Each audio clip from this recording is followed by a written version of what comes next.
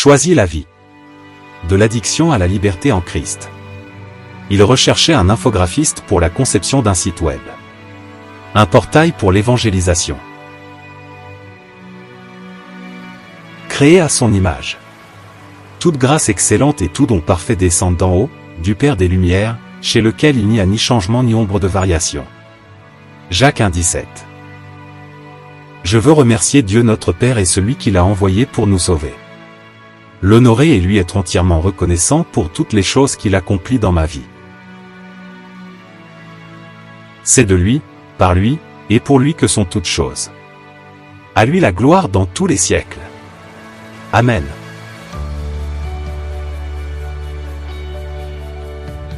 C'est en Dieu que nous avons toutes choses. Selon le bon vouloir de sa grâce. De l'inspiration. Des capacités. Le potentiel. De la sagesse et de l'intelligence. L'homme sort pour se rendre à son ouvrage, et à son travail, jusqu'au soir. Il choisit le plus souvent sa carrière et ses activités professionnelles en fonction de ses talents, de sa vocation et de ses passions.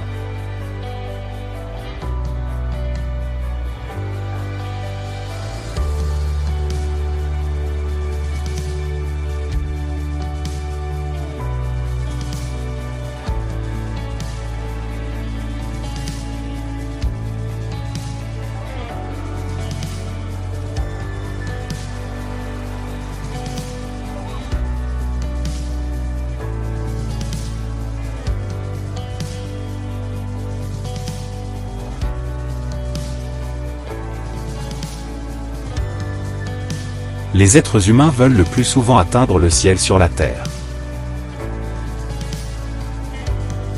En général, sa priorité, c'est la réussite de ses études et de sa carrière professionnelle.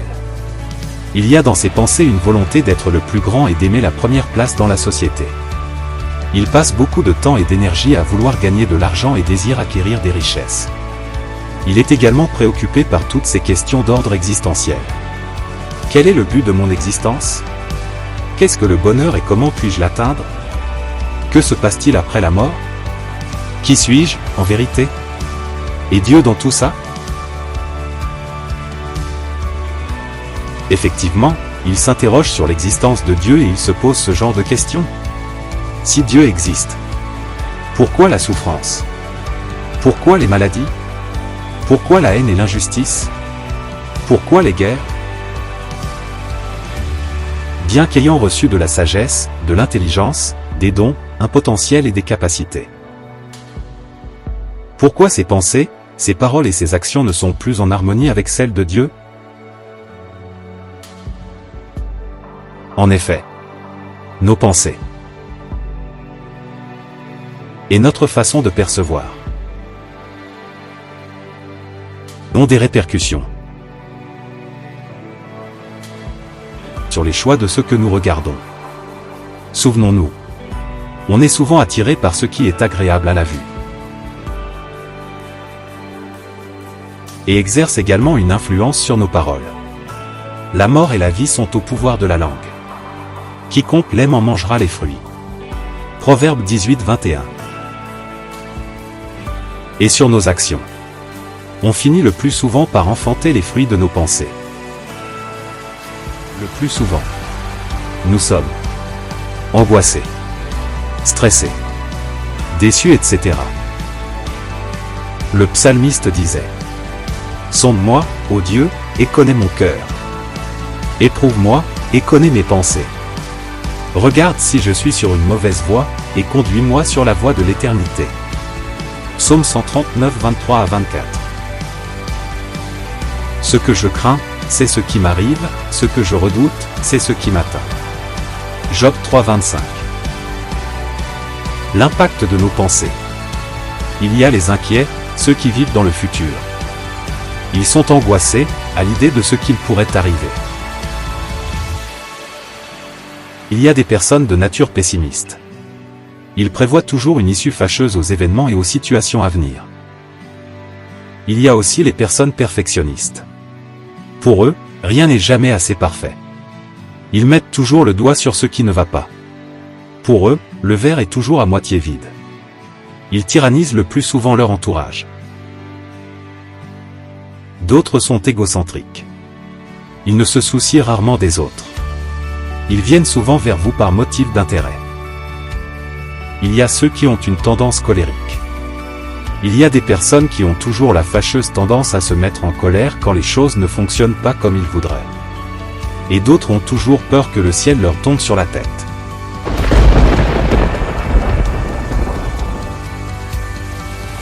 Il y a les avares, ceux qui disparaissent au moment de donner. Vous savez, ce sont ceux qui ont toujours oublié leur carte bleue au moment de payer. Les personnes suspicieuses qui soupçonnent le mal sans arrêt. Elles vous regardent avec un sourire rempli de circonspection. Il y a également des personnes complexées. Certaines se surestiment et d'autres se sous-estiment. Celles qui sont remplies de préjugés et intolérantes. On le trouve étrange, il n'est pas comme tout le monde. Il y a les personnes superstitieuses. Celles qui véhiculent des croyances imaginaires. Les personnes rancunières. Ils vous disent, je ne pardonnerai jamais ce que tu m'as fait. Sans oublier les personnes orgueilleuses. Ils ont une haute opinion d'eux-mêmes et pensent qu'ils sont supérieurs aux autres. Je pourrais encore ici vous citer une longue liste de traits de personnalité, de caractère, d'écoles de pensée, de convictions culturelles et religieuses. Car je ne fais pas le bien que je veux, et je fais le mal que je ne veux pas. Misérable que je suis. Qui me délivrera de ce corps qui m'entraîne à la mort? La Bible nous enseigne qu'après la chute, l'homme a été séparé de Dieu. Ses attitudes, son caractère, ses pensées et ses actions ne sont plus en harmonie avec Dieu. Il a la liberté de penser et d'agir à sa convenance. Il décide lui-même de ce qui est bien ou mal. L'homme se fait lui-même Dieu. Quant à moi, comme plusieurs, cette séparation avec Dieu m'a conduit dans diverses addictions et dans une spirale mortelle.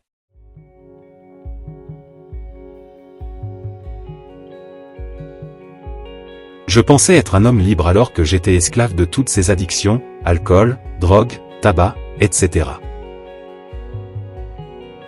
À plusieurs reprises, j'avais entrepris d'arrêter cette vie d'autodestruction, mais en vain. Mes exploits avaient une durée de 2 à 6 mois maximum. Après, je retombais d'une façon encore plus vertigineuse.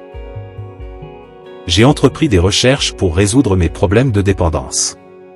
J'avais pris un rendez-vous avec un psychologue et commencé une psychothérapie. En parallèle, j'avais également consulté des voyantes, des guérisseurs, des radiesthésistes, des médecins acupuncteurs. J'étais vraiment ouvert à toutes les formes de croyances, de médecine et de thérapie pour pouvoir m'en sortir. Pourquoi et comment expliquer une telle déchéance? Aujourd'hui, j'ai compris la source de tous nos ennuis sur cette terre. Mais il est vrai que je souffrais d'un environnement qui n'était pas vraiment favorable. Il y a également toutes ces formes d'injustice que nous subissons sur cette terre. Et puis, les influences et le regard que je portais sur le monde m'ont conduit sur des voies tortueuses. Je ne peux pas dire qu'il y avait dans la maison de mon enfance et de ma jeunesse une ambiance apaisante. Mes parents avaient repris un bar-tabac. Ils consacraient beaucoup de temps à cette nouvelle activité. Je n'aimais pas vraiment cette ambiance de bar. Ce qui m'a conduit à rechercher à l'extérieur quelque chose que je n'avais pas au sein de la cellule familiale due à cet environnement. J'ai passé le plus souvent mon temps dans les rues. Mais dans les rues, je fus confronté à la moquerie, au mépris et à la violence. Cette situation n'a pas favorisé une bonne évolution de ma scolarité.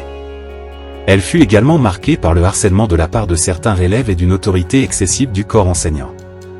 D'autre part, mes parents m'avaient inscrit au catéchisme, mais ma participation fut de courte durée. Car pour moi, l'atmosphère qui y régnait ne reflétait pas vraiment les valeurs qui y étaient enseignées. Néanmoins, certains passages de la Bible ont éveillé en moi des interrogations sur l'existence de Dieu. À l'âge de 16 ans, je rentre en apprentissage pour apprendre le métier de pâtissier-chocolatier pendant une durée de 2 ans. Le patron était d'un caractère très dur et dépourvu de sentiments. Une personne sans respect. Une attitude comparable à celle que l'on retrouvait au Moyen Âge. Il avait une très haute opinion de lui-même. Il prenait un malin plaisir à rabaisser les autres. J'ai même voulu à un moment arrêter mon apprentissage. Au terme de ces 2 ans d'apprentissage, j'ai obtenu mon CAP. Après avoir reçu le diplôme, j'ai continué ce métier dans une autre pâtisserie jusqu'à l'âge du service militaire. Chez ces nouveaux patrons, l'ambiance était tout autre. J'ai de très bons souvenirs de cette période. Je fus reçu comme un enfant de la maison. Ils avaient une attitude bienveillante et nous avions des échanges amicaux. Pourtant, dans cette période, j'avais déjà été infecté par les idées du siècle présent, mais ils ne m'ont jamais jugé, ils ont cherché plutôt à établir un dialogue. Quand j'ai dû partir à cause des obligations militaires, ce fut très difficile pour moi de me séparer d'eux. Je suis d'une génération qui a été influencée par les bouleversements profonds de la société après les événements de mai 1968. Je fréquentais souvent le milieu des étudiants.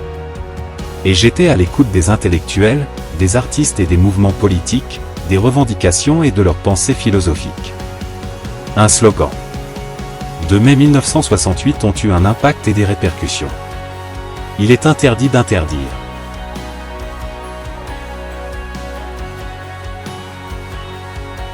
Une grande partie des événements que j'ai dû être amené à vivre ont laissé une empreinte sur ma vie.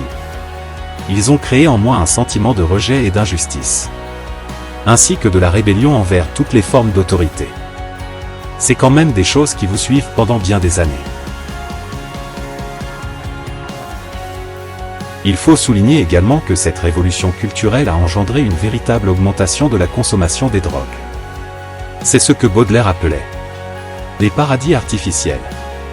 Elle s'est propagée d'abord dans le monde artistique, chez les écrivains, les peintres et les musiciens, surtout dans l'univers de la musique pop-rock. Et par la suite, étendue dans le monde des étudiants et de la jeunesse. Je fréquentais des amis qui en consommaient et m'avaient grandement sollicité à en prendre. C'est un sujet qui a suscité en moi beaucoup d'interrogations. Il y avait à la fois de la curiosité et une envie de découvrir ses effets.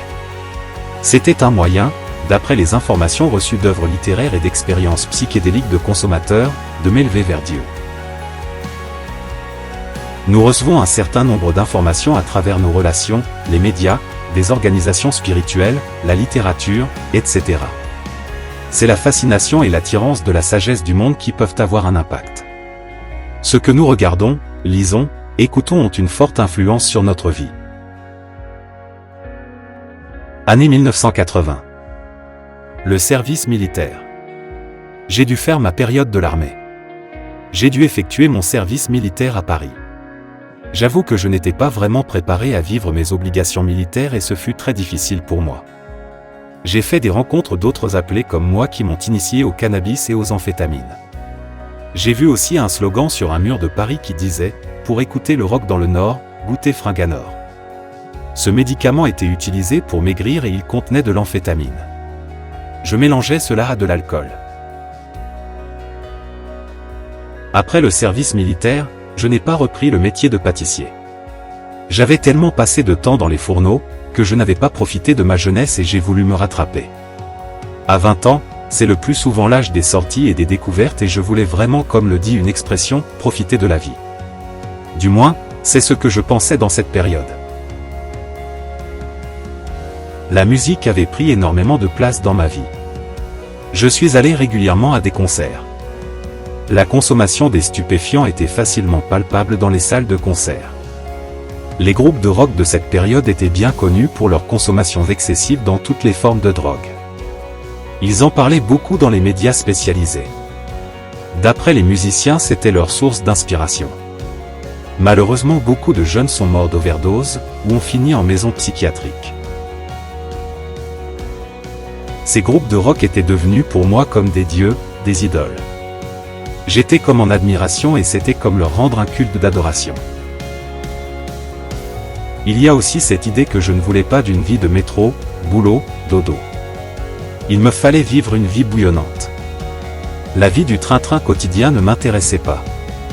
L'idée même de vivre en couple avec ma petite maison, ma petite voiture, et les enfants c'était très peu pour moi. Je voulais plutôt faire le tour du monde. Dans mon parcours, j'ai vécu des déceptions sentimentales, ce qui augmentait considérablement mes consommations. Je me préparais de véritables cocktails d'alcool, d'herbe, d'héroïne, d'amphétamine et tout cela ajouté aux antidépresseurs.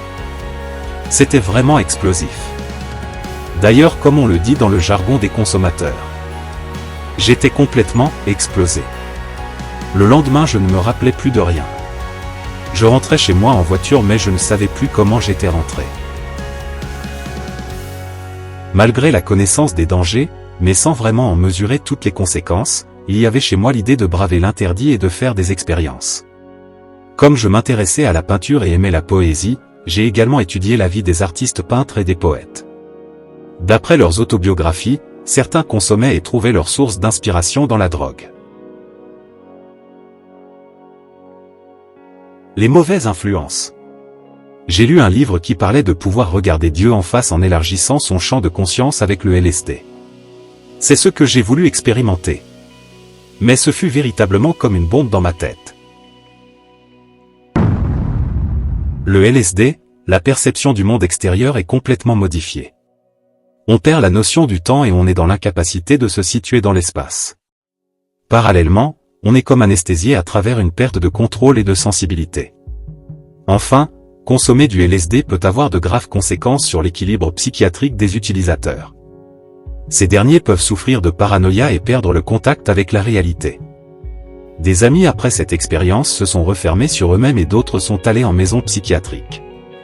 Moi-même, j'étais perdu dans mes pensées et j'avais une fausse perception de moi-même.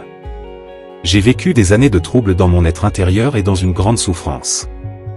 J'étais souvent paralysé par le regard des autres. Après ces expériences, c'est la consommation d'alcool qui a pris le dessus. Une nuit d'hiver, je suis parti d'un coup de tête en direction de la campagne pour rejoindre Hélène. Il faut dire que j'étais éperdument amoureux de cette jeune femme et le désir me brûlait d'être à ses côtés. J'étais encore ce jour-là sur l'emprise de l'alcool et je ne sais pas vraiment ce qui s'est passé, mais en cours de route j'ai crevé d'une première roue et d'une deuxième roue. Je n'avais plus de roue de secours et j'ai quand même voulu continuer ma route. Il faut dire qu'il faisait très froid et j'ai commencé à paniquer. J'ai roulé sur la jante pendant des kilomètres jusqu'à un moment où ce n'était plus possible d'avancer. J'ai finalement laissé le véhicule sur le bas-côté et je suis reparti en stop dans la direction d'où je venais. Le lendemain, je suis retourné sur les lieux avec le mari de ma sœur qui était mécanicien pour la récupérer. À vrai dire, je ne savais plus à quel niveau je l'avais garée, mais nous l'avons quand même retrouvée. Quand il a vu la jante, sa première réflexion c'était « il y a dû y avoir des étincelles et ça aurait pu exploser ». Les effets de l'alcool ou de la drogue, rajoutés à des sentiments amoureux incontrôlés, nous amènent à faire des choses complètement insensées. Un autre matin, je suis rentré d'une fête du Nouvel An avec ma voiture. J'avais encore consommé de l'alcool toute la nuit et sur le chemin du retour au domicile, je me suis endormi. Je fus réveillé par un choc brutal. J'avais percuté une pancarte publicitaire d'une station-service. Heureusement qu'il y avait cette pancarte, car je rentrais de plein fouet dans les pompes à essence. Un voisin en face a entendu le bruit du choc et il est venu me secourir. Il a retiré les câbles reliés à la batterie par mesure de sécurité. Je n'étais pas blessé, mais ma voiture était cependant irréparable. Je ne peux pas vous raconter toutes les choses qui me sont arrivées, mais j'étais vraiment dans une détresse profonde et ce que je consommais m'avait rendu paranoïaque.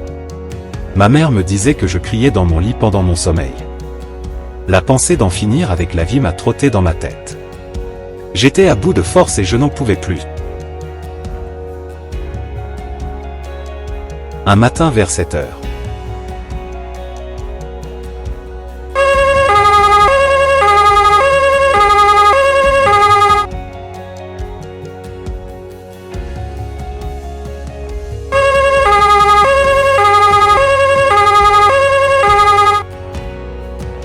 La tête dans le volant. La police est venue m'interpeller. J'étais dans mon véhicule, complètement ivre et endormi, ma tête dans le volant. C'est le bruit du moteur qui a alarmé un voisin qui les a appelés. Effectivement, j'avais mon pied totalement enfoncé sur la pédale d'accélérateur et n'avais pas éteint le moteur. C'est le constat qui a été établi par la police.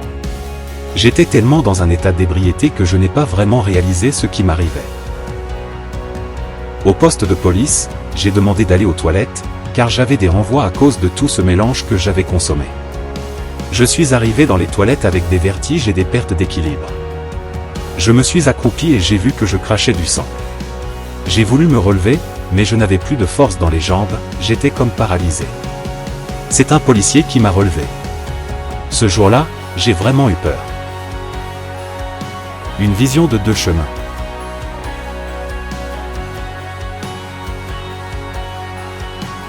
Après le temps de dégrisement, je suis sorti du poste de police et j'avais l'esprit plus clair. C'est là que j'ai visionné comme deux chemins. Un chemin qui mène à la vie et un autre qui mène à la mort. Il y avait quelque chose en moi qui me disait choisis la vie. Nous sommes tous un jour amenés à faire face à un choix dans notre vie. Et j'ai compris qu'aucune autre personne ne pouvait prendre cette décision à ma place. Cette fois-ci, j'étais beaucoup plus déterminé à m'en sortir que d'habitude. Il était vraiment temps pour moi que ça s'arrête. Cet événement a créé en moi une véritable prise de conscience. Je crois que j'avais touché le fond. J'avais l'intuition que si je continuais sur ce chemin tortueux, il m'arriverait quelque chose de plus grave. Je voulais vraiment choisir la vie, mais je n'avais pas la solution. J'ai contacté le directeur de l'entreprise de mon travail. Dans l'entreprise dans laquelle je travaillais, je savais que le directeur avait eu dans le passé un problème d'alcoolémie. Ayant fait une cure dans un centre d'alcoolologie. Il m'a conseillé et donné l'adresse du centre Sésame à Amiens. J'ai dû accepter moi-même que j'étais devenu alcoolique, reconnu comme une maladie et que j'avais besoin d'être soigné. Nos choix déterminent notre destinée. Rendez-vous au centre d'alcoolologie Sésame.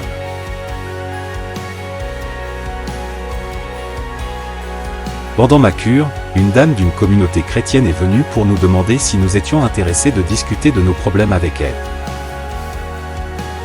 J'ai fait le choix de la rencontrer et de parler avec elle.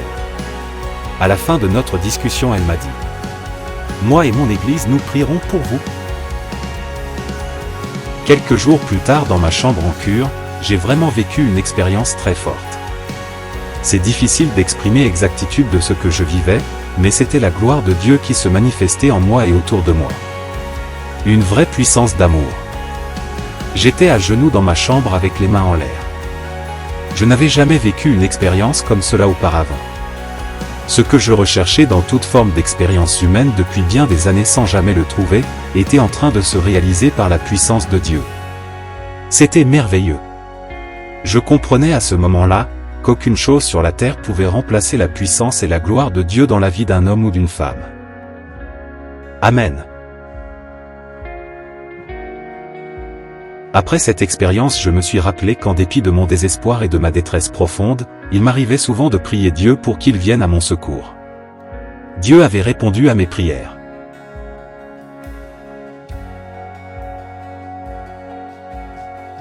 Après avoir expérimenté la puissance de Dieu et la présence de son amour, je n'étais plus vraiment le même.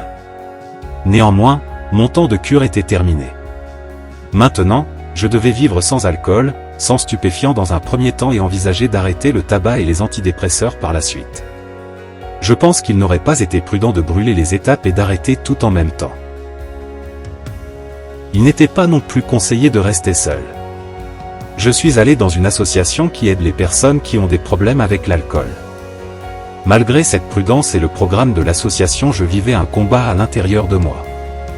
La tentation d'alcool était encore présente. En fait, je vivais de véritables combats entre cette nouvelle vie que je voulais vivre et l'ancienne qui voulait me rattraper. Comme deux directions qui veulent s'opposer. J'avais toujours en tête cette expérience vécue en cure et je m'interrogeais.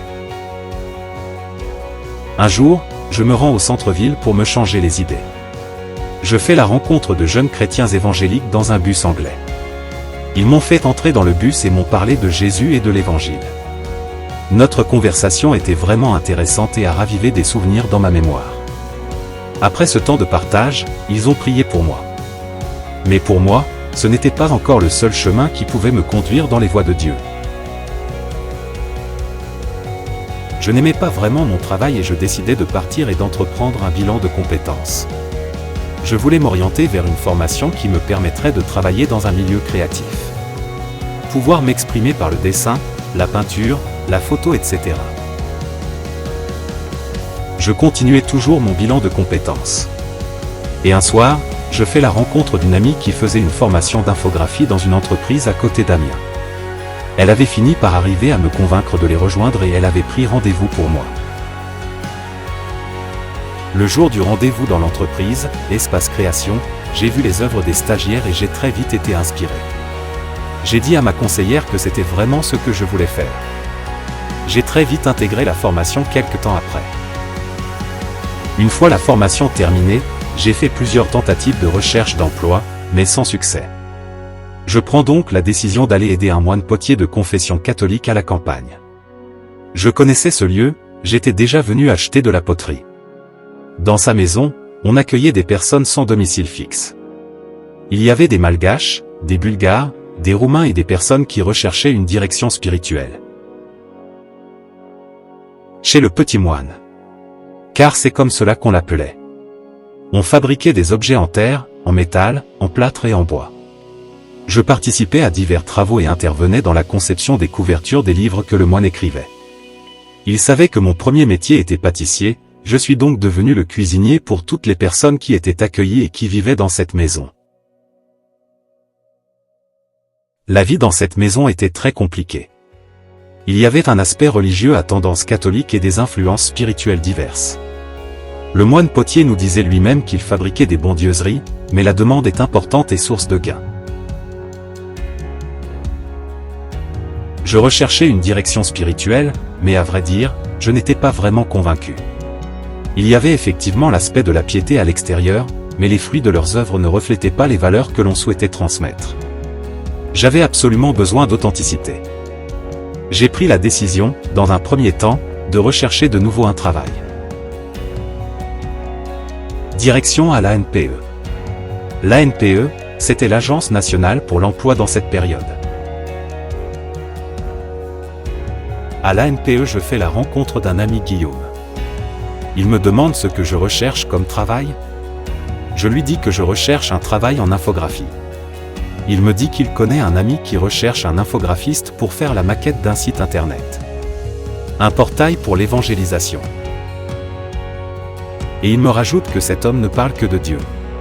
Et il me sort cette expression, c'est un fou de Dieu. Il finit par me donner son numéro de téléphone pour que je l'appelle. Rendez-vous avec le pasteur Philippe Calabria. Pour discuter du projet de la création du site web. Après notre temps de partage, je lui ai donné un avis favorable. Je ne vous cache pas que les discussions étaient le plus souvent autour de Dieu. Il avait raison Guillaume. Le pasteur Philippe ne parlait que de Dieu.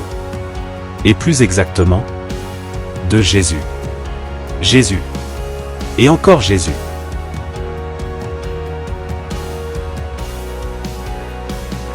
À vrai dire, je le trouvais un peu trop sectaire à ce moment-là.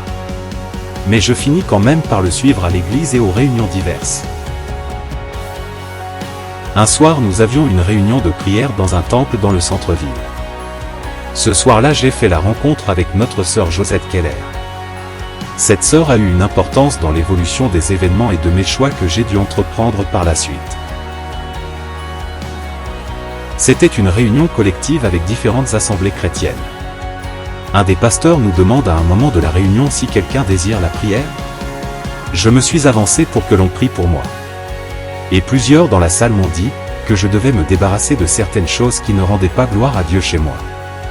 Comme ils étaient tous unanimes à ce sujet, je me suis dit que c'est bien Dieu qui leur parlait. Nous sommes tous partis pour trier dans mon appartement ce qui ne rendait pas gloire à Dieu. Statues, livres, disques, etc. Il y avait effectivement des statues et des divinités appartenant au culte païen. Des objets porte-bonheur qui avaient un soi-disant pouvoir protecteur, ainsi que de la littérature, de la musique qui ne glorifiait pas Dieu. Toutefois, je dois avouer que j'ai tout de même été un peu perturbé et interrogé.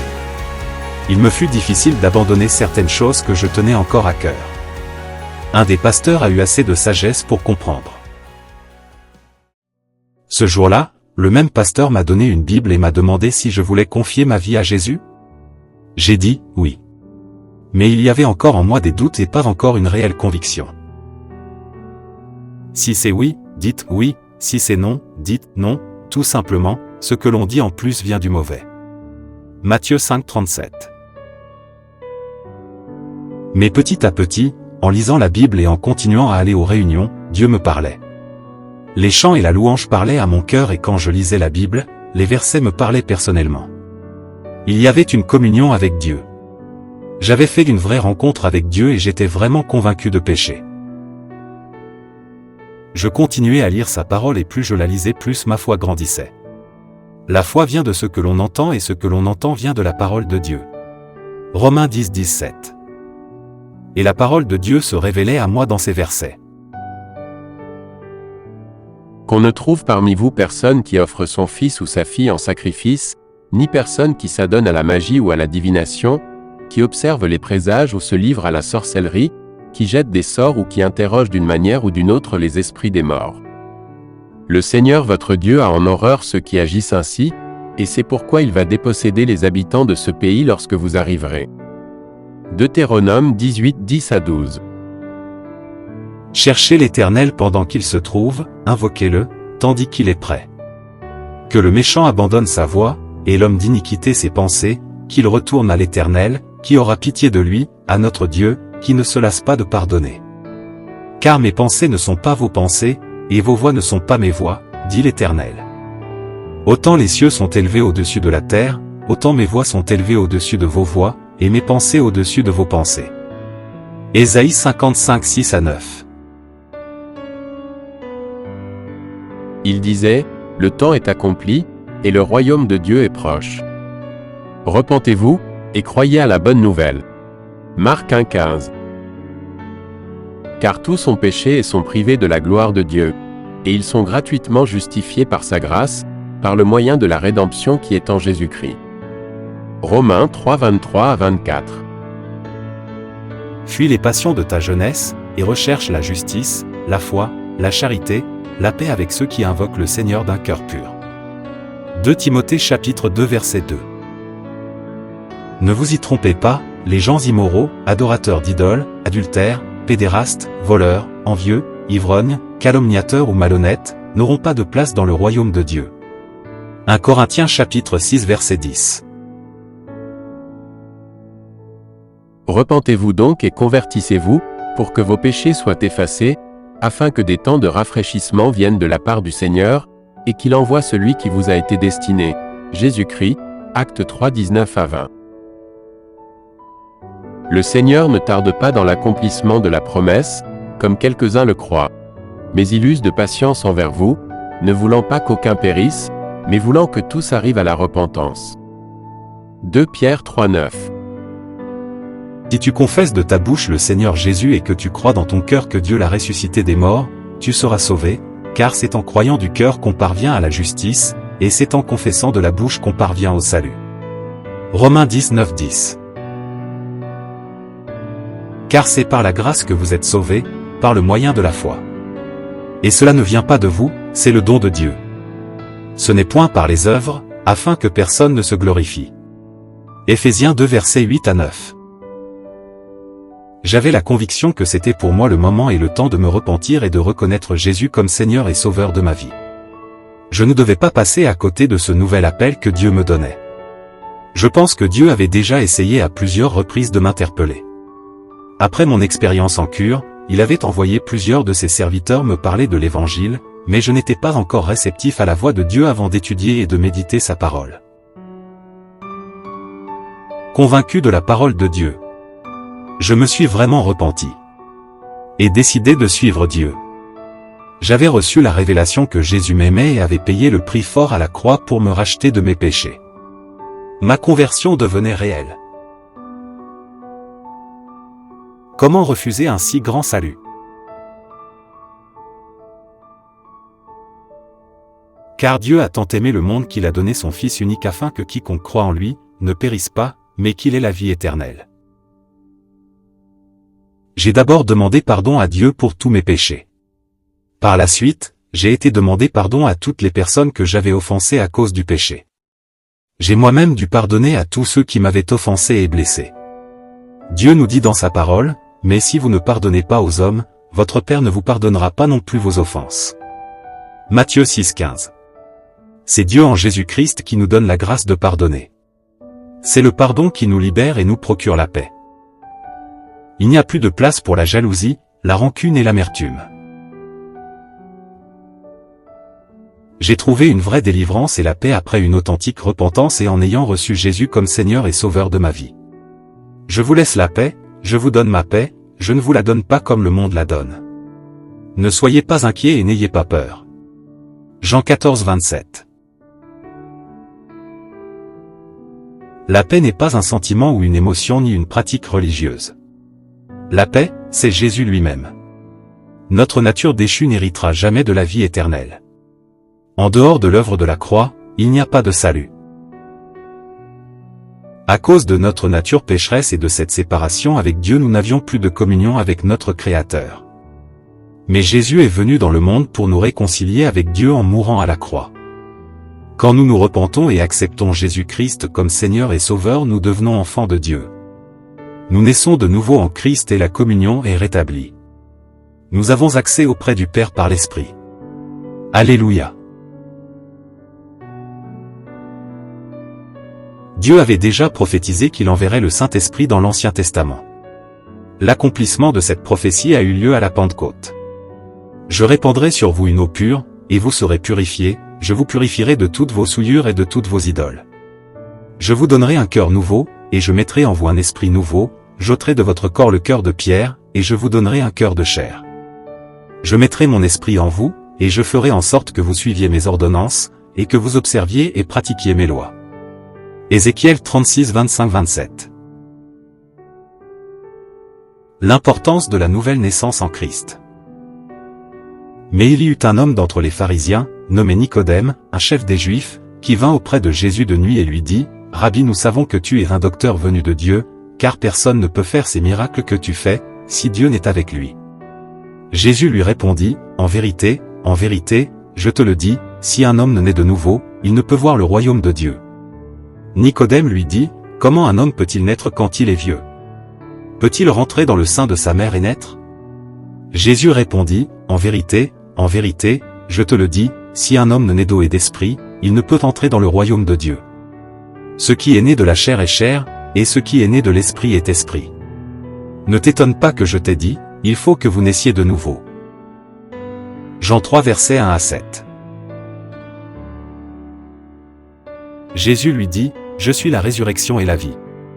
Celui qui croit en moi vivra, même s'il meurt, et celui qui vit et croit en moi ne mourra jamais. Crois-tu cela? » Oui, Seigneur, répondit-elle, je crois que tu es le Messie, le Fils de Dieu, celui qui devait venir dans le monde.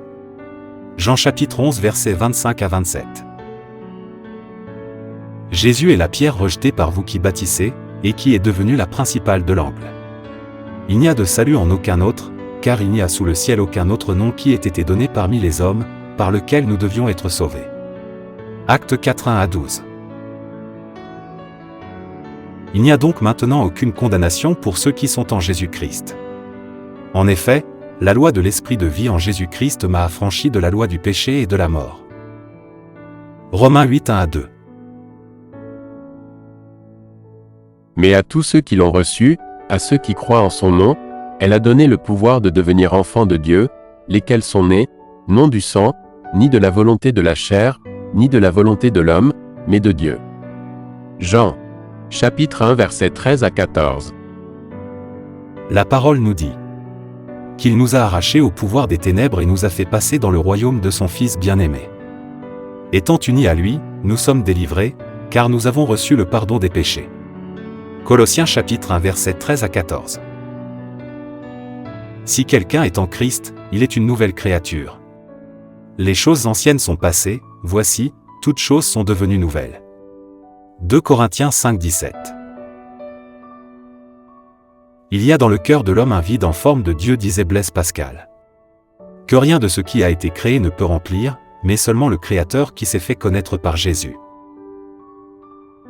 Après avoir reçu ces révélations et ma nouvelle identité en Christ, je l'ai confirmée publiquement en me faisant baptiser d'eau.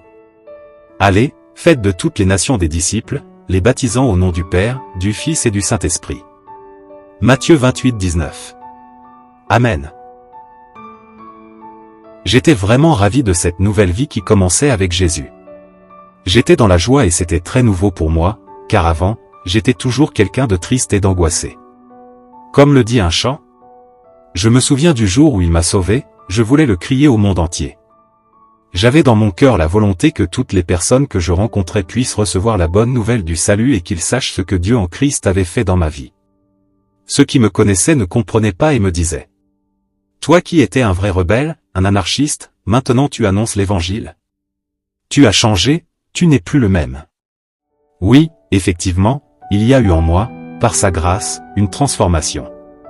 La Bible nous dit qu'il nous a délivrés de la puissance des ténèbres et nous a transportés dans le royaume du Fils de son amour. Colossiens 1:13. Alléluia.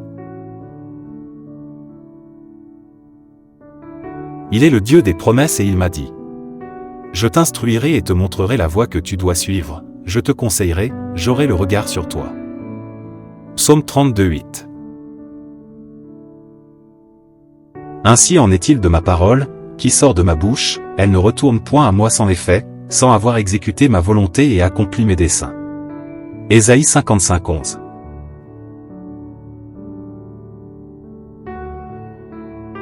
Par sa grâce, j'ai réussi à vaincre l'alcool, mais également d'autres formes d'addiction. Je ne fume plus et j'ai arrêté toutes les expériences avec la drogue. Maintenant, je n'ai plus besoin de prendre des antidépresseurs. Je me suis par ailleurs débarrassé de toute influence musicale et artistique qui ne rend pas gloire à Dieu. J'ai aussi abandonné les consultations des voyantes, des astrologues, des radiesthésistes, des guérisseurs et toute forme de pratiques divinatoires et de ceux qui consultent les morts. Car c'est une abomination aux yeux de Dieu, comme nous l'enseigne sa parole dans plusieurs passages de la Bible. Je m'éloigne par sa grâce de toutes ces choses qui empêchent les êtres humains d'hériter du royaume de Dieu et de sa justice. Ce sont les actions, des comportements, des attitudes qui se manifestent à cause de la dureté du cœur. Car c'est du cœur que viennent les mauvaises pensées, les meurtres, les adultères, les débauches, les vols, les faux témoignages, les calomnies. Matthieu 15-19. Mes louanges soient rendues à Jésus-Christ qui, par sa grâce qui agit en moi, me libère de mon ancienne manière de vivre. Car tout ce qui est dans le monde, la convoitise de la chair, la convoitise des yeux et l'orgueil de la vie, ne vient point du Père, mais vient du monde. 1 Jean 2,16. Il a également effectué un travail de restauration dans mon être intérieur et j'ai retrouvé petit à petit un équilibre mental. Il a vraiment remis de l'ordre dans mes pensées. Amen. Ma vie au quotidien n'est pas sans problème, mais je les aborde avec la vérité de la parole de Dieu. Si donc le Fils vous libère, vous serez réellement libre. Jean 8,36. Du fond de la détresse j'ai fait appel à l'Éternel. L'Éternel m'a répondu, il m'a délivré. Psaume 118,5.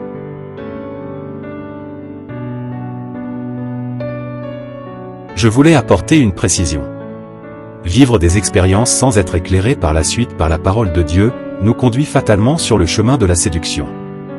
J'ai appris à connaître Dieu à la lumière de sa parole. Car il ne faut pas négliger les intentions de notre adversaire. Il est écrit.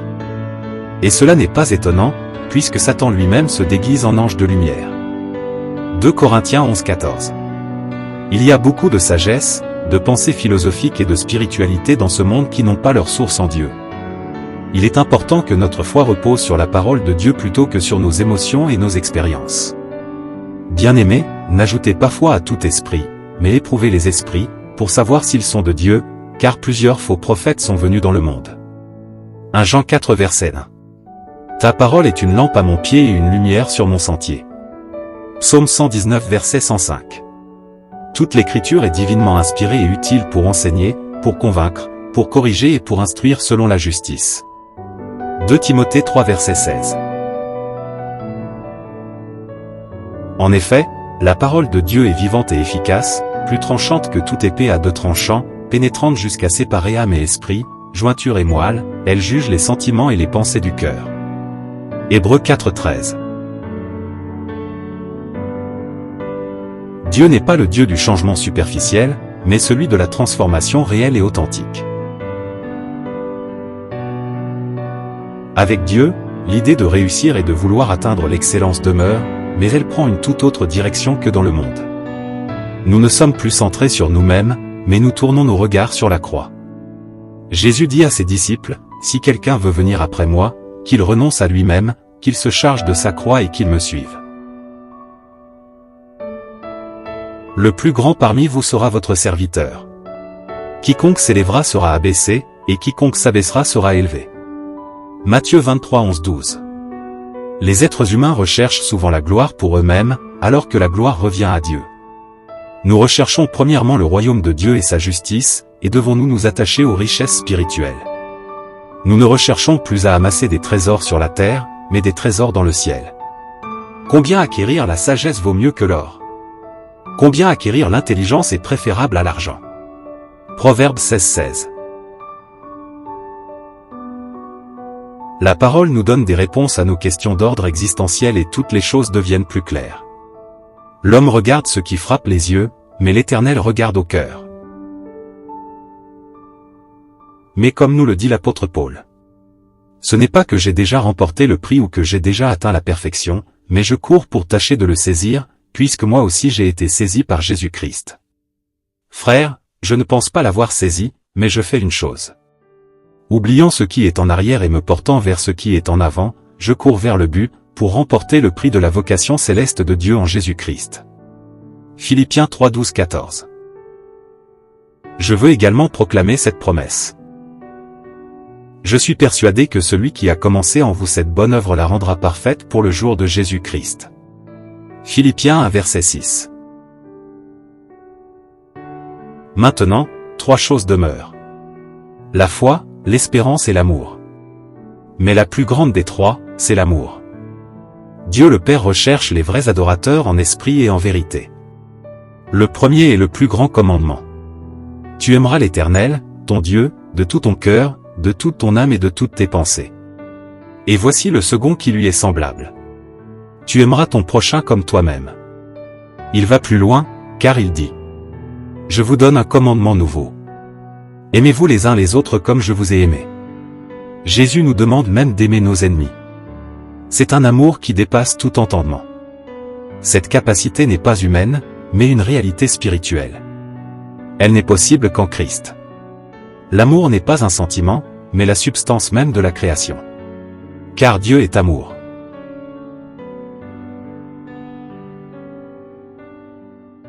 Les cieux racontent la gloire de Dieu, et l'étendue manifeste l'œuvre de ses mains. Psaume 19:2. Il y a un processus de transformation et la nature se révèle à nous quand on veut bien la considérer dans toute sa splendeur. Ni les puissances, ni la hauteur, ni la profondeur, ni aucune autre créature ne pourra nous séparer de l'amour de Dieu manifesté en Jésus-Christ notre Seigneur.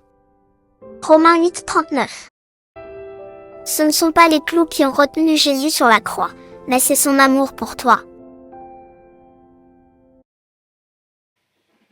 Jésus lui dit: Tout est possible à celui qui croit. Dieu est vraiment bon.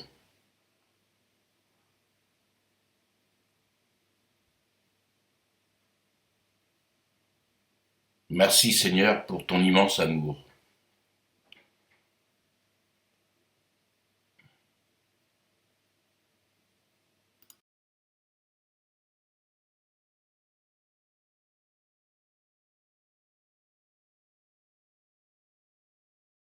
Au commencement, Dieu créa les cieux et la terre.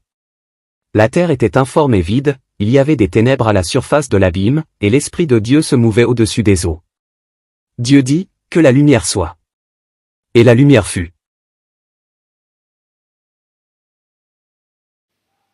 Gloire à Dieu.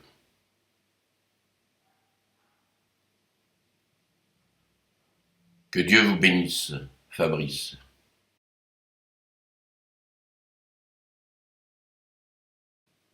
Je vous aime. Alléluia.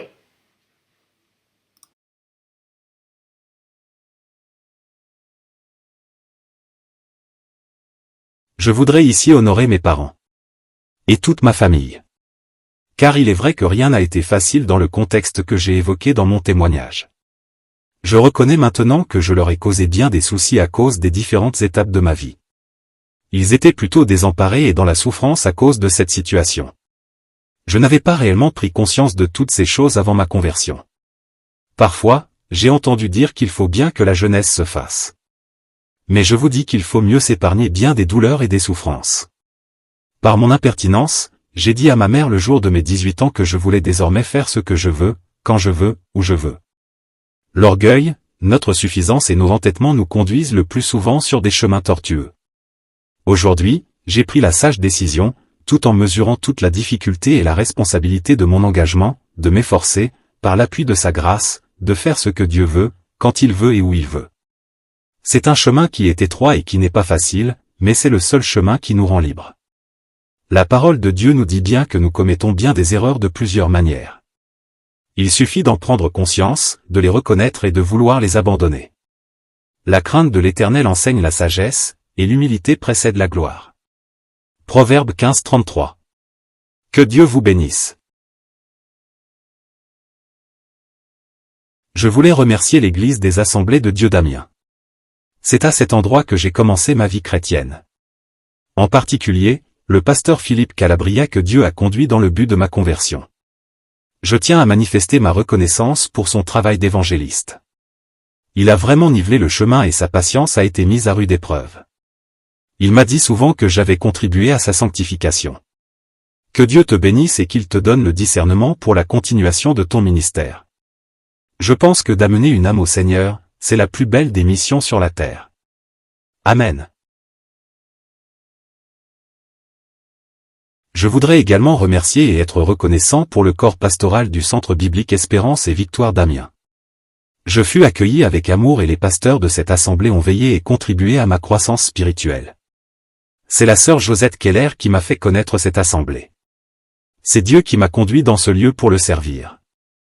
Je voulais par ailleurs remercier les frères et sœurs de l'association La Main Tendue pour leur travail dans les activités de la banque alimentaire et dans les sorties dans les rues auprès des SDF. Ainsi que tous les membres de l'Assemblée CBEV à Amiens. Que Dieu vous bénisse.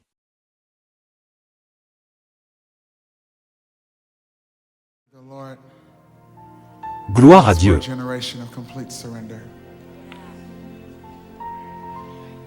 Chantez-lui un cantique nouveau. Faites retentir vos instruments et vos voix. Car la parole de l'Éternel est droite, et toutes ses œuvres s'accomplissent avec fidélité.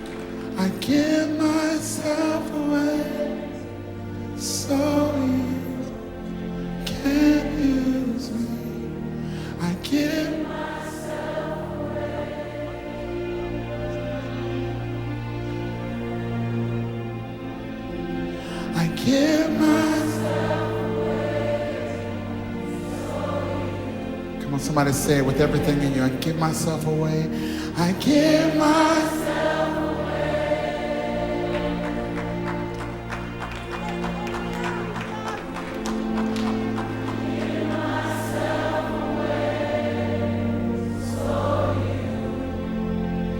A generation of surrender singing. I give myself. That is positioned for God to do something incredible through this generation. Alléluia. I give myself away. A generation completely unafraid to lift up their voice and say, I give myself away.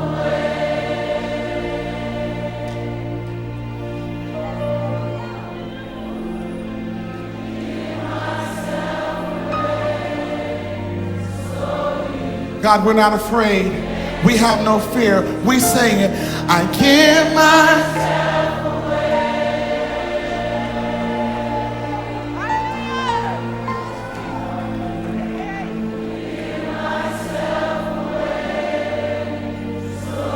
Say it for the generation of the earth who are longing and looking for you. Come on, say it. I give myself away. You're saying, God, here I am. I withhold nothing. I give you my everything. I give myself away. So you. I love not my life even unto death. I say, I give myself away. You might not even know what that completely means, but God's looking for a generation. I give myself, who will say it unashamed. Come on, lift up your voice just one more time and say it. I give myself.